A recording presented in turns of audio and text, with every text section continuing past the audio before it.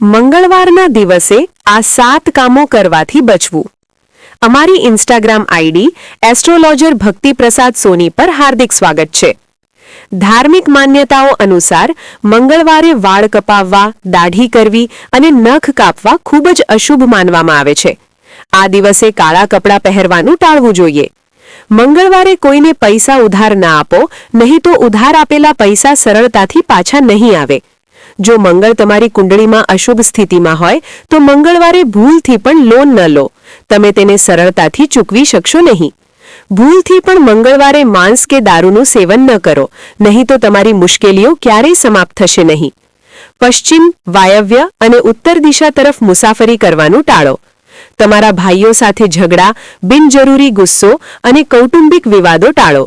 આવા જ જ્યોતિષીય, વાસ્તુ અને ધાર્મિક માહિતીને લગતા વિડીયો જોવા અમારા પેજ ફોલો કરો.